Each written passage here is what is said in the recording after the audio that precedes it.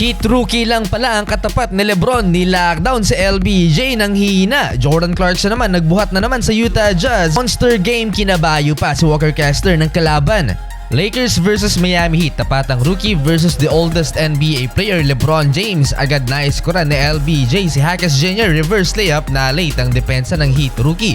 Downhill nagmintes naman ng layup si Hackes Jr. Nakabuntot sa kanya si LeBron, umabot ng 11 points ang lamang ng Miami Heat sa LA Lakers. LeBron James in transition naman, sumabay ang 3 defenders kay LBJ. Well, so far maganda ang depensa sa kanya ni Hackes Jr. Hindi naman gaanong napahiya ang rookie. Nagtala pa to ng alley-oop dunk sa harap ni LeBron. 25-18, Heat up by 7. Second quarter, ayaw pa pormahin sa paint ni Hackes Jr. si LeBron. Lockdown nang inabot ni King James, nang hina tuloy mga idol sa LBJ sa steal na to ng rookie. Parang si Max Christie pa ang naging rookie nang sabayan niya sa transition si Jaime Hackes Jr. Di rin nakaligtas kay Triple J si Jalen Hood-Schifino nang i-lockdown niya ang Lakers rookie. Etong matindi, supalpal ang inabot ng Lakers rookie kay Hackes Jr. Sa mga hindi nakakaalam, 17th pick si Jalen Hood-Schifino, 18th pick naman si Hackes. Nilagpasan ng LA Lakers, umabot ng double figures ang lead ng Miami Heat. Nikola Jovic, 10 points so far.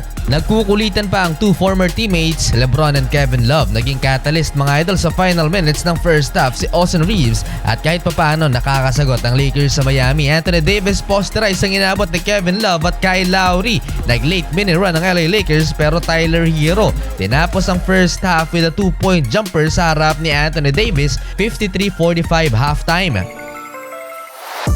Third quarter, hindi maganda to para sa LA Lakers, kaya hindi magawa-gawang makalamang dahil sa 20 turnovers na binigay nila sa Miami Heat in 3 quarters. Todo buhat pa si Anthony Davis, 20-point double-double na para sa Lake Show, habang si LeBron napako na sa single-digit scoring. Max Christie pinosterize si Bam Adebayo, baseline dunk.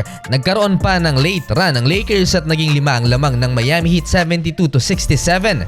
Fourth quarter, pinapaasa na lang ng Heat ang Lakers. Lagi kasing may sagot ang Miami sa mini run ng home team. Hype na hype pa si Anthony Davis. 8-man rotation lang ang Heat, 9-man rotation naman ang LA. Halfway, Duncan Robinson 3-pointer, balik sa double figures ang hinahabol ng Lake Show. Tinuro pa ang bench ng LA Lakers. Eto pa, another 3-pointer for Duncan Robinson, 96-84. Etong Heat rookie lang pala ang katapat ni LeBron James mga idol, na lockdown si LBJ, shooting only 33% sa field. Eto, Jaime Hackes Jr. pinanis ang depensa ni LeBron James, fadeaway turnaround jump shot.